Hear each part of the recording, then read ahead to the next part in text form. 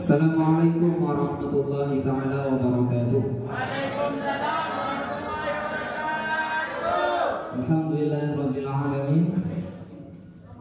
Wa bihi nasta'in wa ala umuri dunya waddin. Wassalatu wassalamu ala asyrafil anbiya'i wal mursalin Sayyidina wa habibina wa syafi'ina wa qurrati a'yunina Muhammadin wa ala alihi wa sahbihi ajma'in, amma ba'du. Alhamdulillah, pada kesempatan pagi menjelang siang hari ini kita dapat bermujalasah, sebab mendapatkan inayah dan taufiknya Allah Subhanahu wa Ta'ala.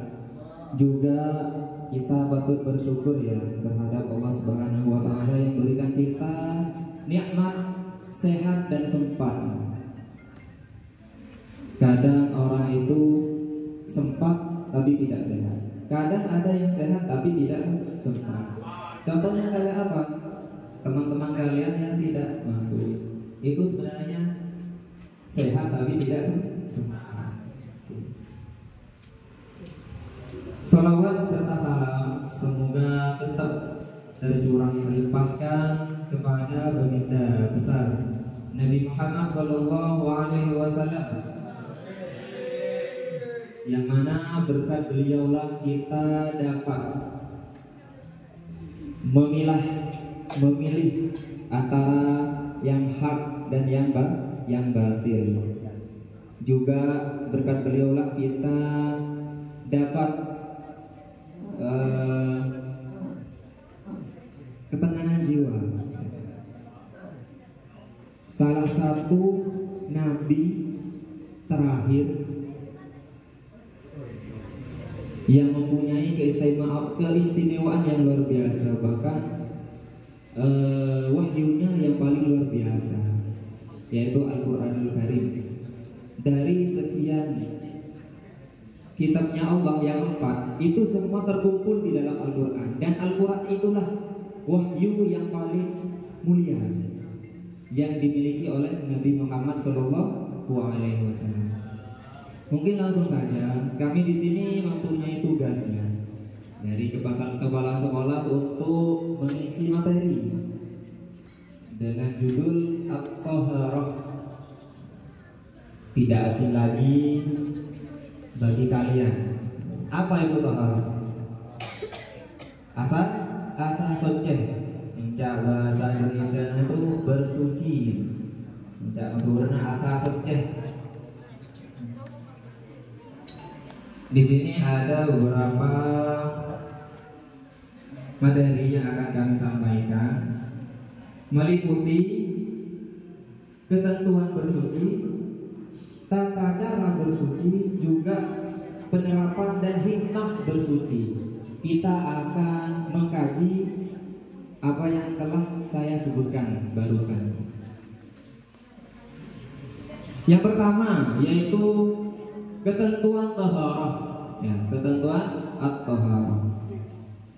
Pengertian at-taharah. Taharah sendiri itu berasal dari kata bahasa Arab ya, artinya bersuci. Sedangkan secara istilahnya taharah yaitu digunakan dalam keseharian sebagai kegiatan bersuci, baik itu suci mensucikan pakaian, badan, tempat dan lingkungan yang menjadi tempat segala aktivitas kita. Tuh. Jadi sangat penting untuk taharah di sini dikaji. Ya, mungkin dari kalian tidak terlalu detail mengenai taharah, makanya kita harus bahas tuntas apa itu taharah. Oke. Bahkan di dalam Al-Quran ya, surah Al-Baqarah itu dijelaskan, A'udzubillahi minasyaitonirrajim, Innallaha yuhibbunat tawwabina wa yuhibbul mutatahhirin. Allah Ta'ala itu suka, senang cinta terhadap hambanya yang senantiasa bertaubat.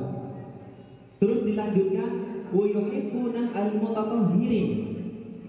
Allah Ta'ala juga senang, suka, cinta bagi hamba-hambanya ya kita semua ini untuk bersuci, menjaga kesucian.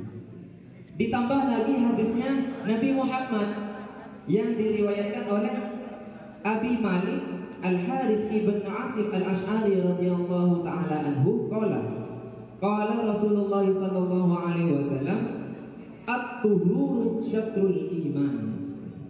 Dawuh Rasulullah, at-tuhuru syatrul iman. Bahwasanya bersuci, mensucikan diri itu separuh dari iman. Oke. Ketika sampai sudah menjaga kesuciannya, menjaga kebersihannya, baik itu ruhaniyah, jasmaniyah, maka sampai sudah mengumpulkan separuh iman kalian. Bayangkan, dari saking pentingnya at-thaharah. Di sini ada bagiannya, ada at-thaharah ruhaniyah, ada at-thaharah jasmaniyah. Kalau ruhani seperti apa? Ada yang tahu? Bersih hatinya. Bersih hatinya seperti bersih dari sifat dengki, hasad, sombong, takabur. Apa lagi? Kita harus terjaga dari sifat-sifat itu. Kebanyakan kelihatannya suci, kelihatannya bersih, tapi suka congoh ke sekancaan, tidak menghargai kesengajaan, atau sering ria, sombong, itu belum termasuk ya. Jadi kita harus mempunyai dua. Yang pertama ruhaniyahnya kita harus suci, bersih. Yang kedua itu jismaniyah kita, jisim kita, badan kita, pakaian kita, tempat kita yang digunakan kita. Tuh, harus.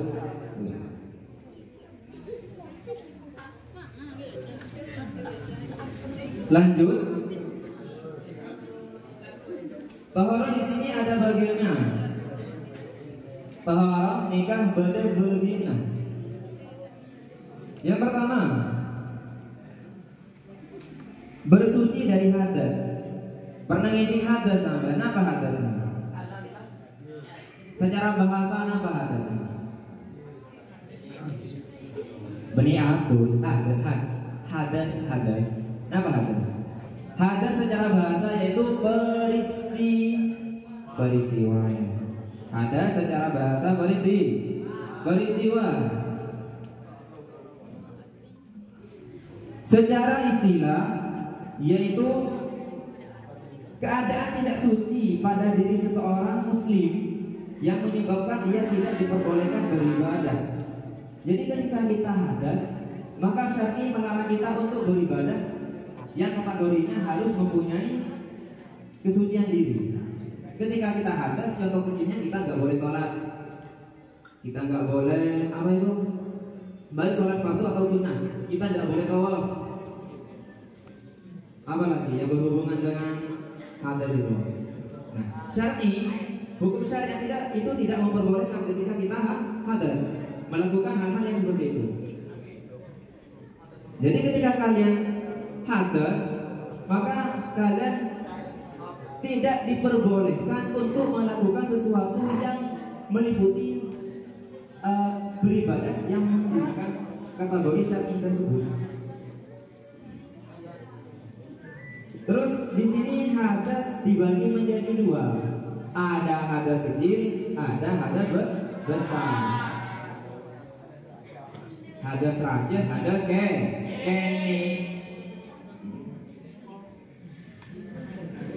Seseorang dapat disebut hadas kecil apabila mengalami keadaan-keadaan berikut. Sampean itu moce andi hadas kene, sampean akan melakukan sesuatu yang akan saya sebutkan.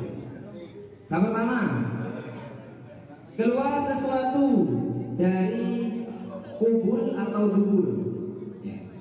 Seperti kencing.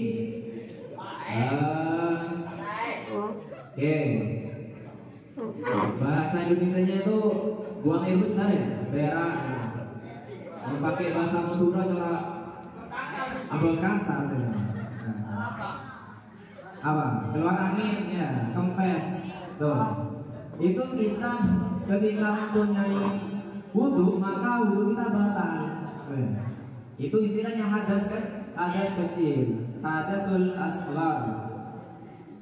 Terus yang kedua, hilang akal disebabkan mabuk, gila, pingsan atau tidur. Sampai nanti wudu, sampai ngalah wudu, tiba-tiba sampai mabuk, pas beres mabuk, maka otomatis wudu sampean sehingga kau elang. Nah itu dikatakan hadas kecil. Atau ketika sampean nanti wudu, pas sampean naik udah orang sampai menyebabkan sampean gila. Engak orang ketika pas sampean gila sebenarnya. Gila kita pakai engak boleh. Sebelumnya diwudu, maka otomatis wudunya rusak. Atau pingsan.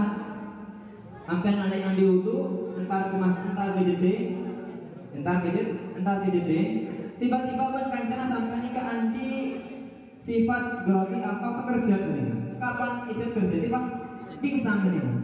Nah, ketika sudah mulai sampai wudhunya yang tadi itu juga di sini ada tidur.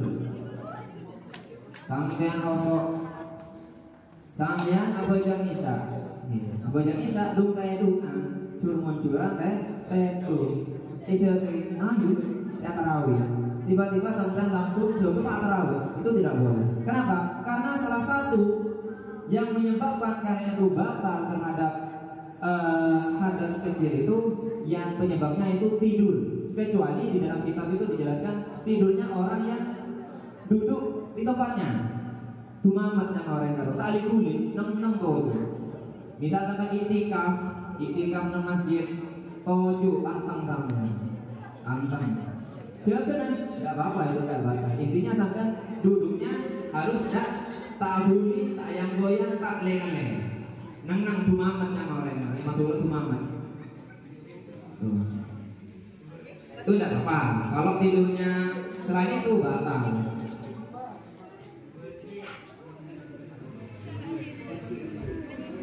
Ketika kita, lanjut ya, ketika kita itu mempunyai hadas kecil, terkena hadas kecil, maka ada beberapa perkara yang dilarang untuk kita lakukan. Yang pertama itu menyentuh mushaf Al-Quran. Ketika belum menentukan wudu, boleh bersampean haram atau dilarang syar'i untuk menyentuh mushaf. Nyentuh baik oleh, nekuk baik oleh, apalagi nyambi. Oleh. Ini oleh. Muntan diutuh kalian kubur. Sampean kata terus biasanya ngakui Quran apa koran? Ngakui koran. Ngakui Quran ya, Quran. Pas sampean agak tok sampean. Sentar keluar, itu dia punya ini antor dulu sampean. Jangan aja bersama ini, orang kafir dosa. Enggak boleh. Pakul aja sampean. Tak gugur. Enggak boleh. Kecuali kalau sampean hanya membaca saja tanpa menyentuh itu boleh. Aduh lah selfie melolong.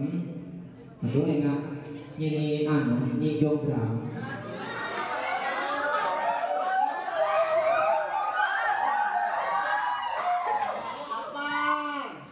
Allahumma sholli ala Muhammad.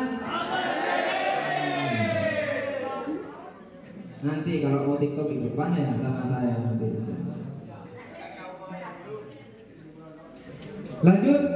Terus perkara yang tidak boleh dilakukan ketika kita hadas kecil itu melaksanakan sholat ya, baik itu sholat fardu atau sunnah.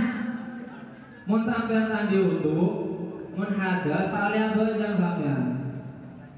Tali apa? Jangan wudu belum. Tak kemana wudu? Bahaya. Situ selfie kan situ mah memereng HP. Oh, masya Allah. Allahumma shalli ala Muhammad. Ya, dan yang ketiga yaitu melaksanakan tawaf saat sedang beribadah haji. Jadi orang yang hadas al-kani kan tak oleh tawaf. Tak oleh atau pernah ngiding kata-kata tawaf sama. Aleng-leng ya. Aleng-leng outer Ka'bah, aleng-leng nang Ka'bah. Kayak dulu tak pernah ada Pak kunting ini pernah nyomot di YouTube. Bola aja, nang kita itu aja, cuma tak sampai depan. Perkara kan dulu tak teman aja kita depan, wala kalau pada. Boleh saja kalau depan. Mantar belum sampai pada depan menyomot. Pada depan ke Mekah Madi.